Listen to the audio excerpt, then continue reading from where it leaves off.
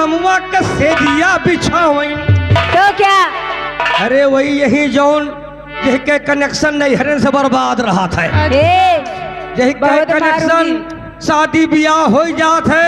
बोला कहीं हेलो कहाँ हो? ये तुम्हें बच्ची कहीं हम तो रायबरेली महल। अरे क्या बता कहीं तुम कहाँ कहीं ना तो ससुरे आए गए कहीं कब आई हो कब मिली हो? अरे कहीं बस पर बैठ लियो हमारे चला गया लुधियाना आज हमार तो हर मुलाकात हुई है। तो कहीं आन के बलमुआ का अरे सेजिया लगा वही आन के बलमुआ का अरे सेजिया लगा वही। अरे अपने बलम का बिछाई दिए गोदरा का के उजन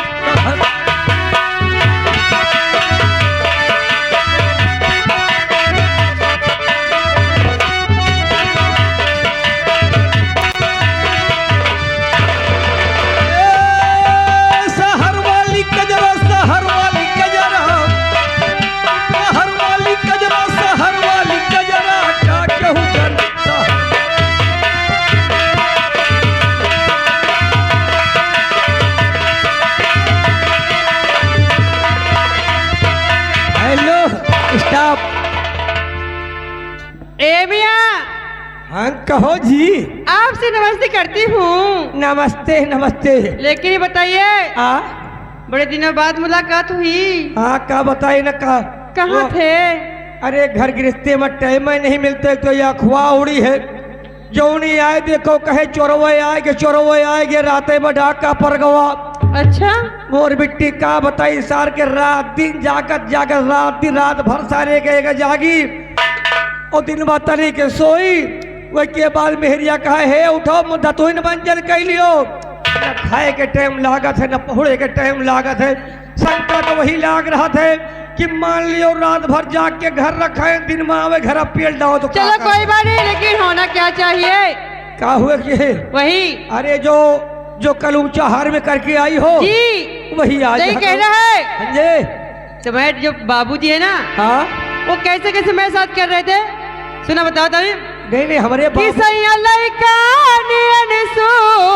जला कोरा में किसैया लइका सूती जला कोरा में दिया के अंजोरा में ना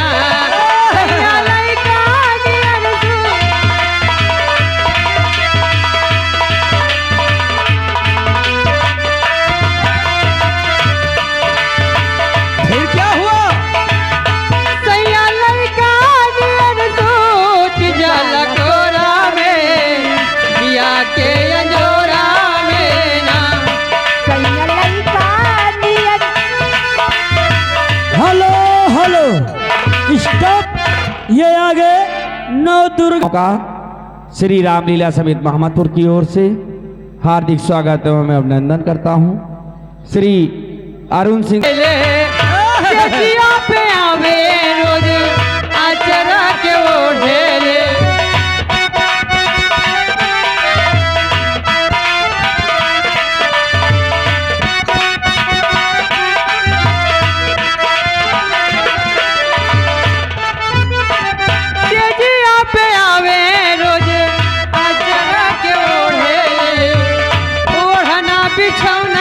अपने लाते से बिटोरे ओढ़ना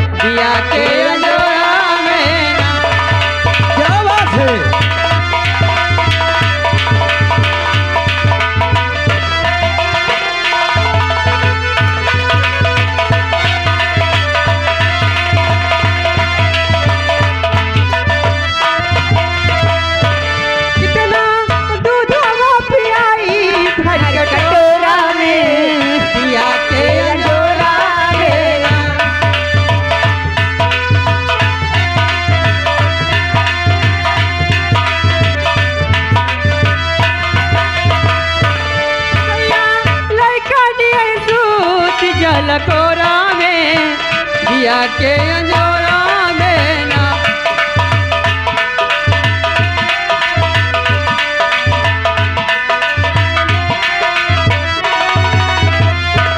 और हेलो फरमाइश और आई हुई है,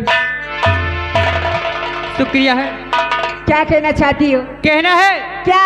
और दिल के जा रहे हो कैसे जिएंगे हम, दिल लेके जा रहे हो कैसे जिएंगे हम।